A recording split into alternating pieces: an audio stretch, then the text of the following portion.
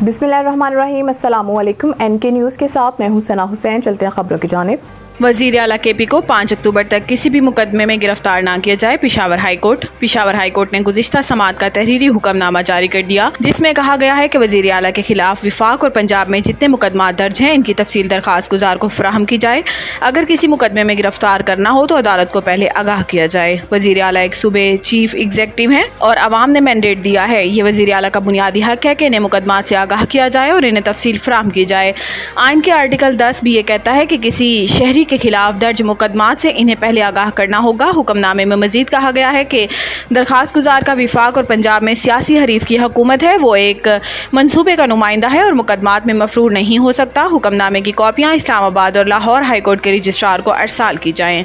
Procedure ordinance committee में मौजूदा chief justice की राय को अक़लियत से अक्सरियत में बदलने के लिए लाया गया। इन्होंने कहा कि ये ऑर्डिनेंस कमेटी में मौजूदा चीफ जस्टिस की राय को अक़लियत से अक्सरियत में बदलने के लिए लाया गया है। PTI रहनुमा का कहना था कि मखसूस नशिस्तों के केस का तफसीली फैसला आने में जितनी ताख़ीर हो रही है, कन्फ्यूजन उतना ही बढ़ता जा रहा है। वाज़ेह रहे कि गुज़िश्ता रोज़ सदर मुमलिकत आसिफ अली ज़रदारी के दस्तखत के बाद प्रैक्टिस एंड प्रोसीजर ऑर्डिनेंस जारी कर दिया गया। प्रैक्टिस एंड प्रोसीजर एक्ट के सेक्शन 2 की ज़ेली शिक के 1 के मुताबिक practice and procedure act committee मुकदमात मुकर्रर करेगी। कमेटी चीफ जस्टिस, सीनियर तरीन जज और चीफ जस्टिस के नामजद जज पर मुश्तमिल होगी। ऑर्डिनेंस में प्रैक्टिस एंड प्रोसीजर एक्ट के सेक्शन 3 में तरमीम भी शामिल है, जिसके मुताबिक समात से कबल मुफाद आमा की वजूहात देनी होंगी।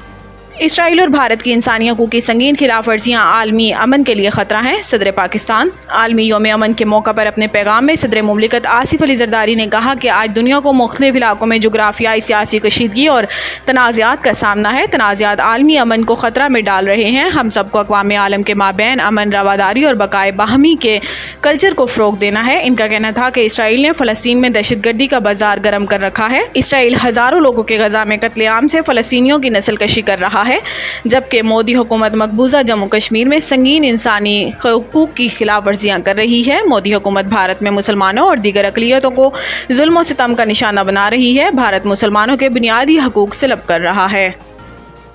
सरकारी मुलाजिम की बेवा को मिलने वाली नौकरी दूसरी शादी पर ख़त्म नहीं हो सकती। लाहौर हाई कोर्ट ने खातून ज़ोया इस्लाम की अपील पर तहरीरी फैसला जारी कर दिया। जस्टिस चौधरी इकबाल की सरबराही में 2 रुकनी बेंच ने तहरीर किया। अपील कुनिंदा ने मौक़िफ़ इख्तियार किया था कि सरकारी मुलाजिम शोहर की वफ़ात के बाद नायब कासिद की नौकरी 2020 में मिली। शोहर इस्लाम की बेवा होने की वजह से सरकारी नौकरी मिली और 2021 में दूसरी शादी की, जिसकी बुनियाद पर नौकरी से बरतरफ कर दिया गया। अदालती फैसले के मुताबिक मुलाजिम शोहर की बेवा को मिलने वाली नौकरी दूसरी शादी पर ख़त्म नहीं हो सकती।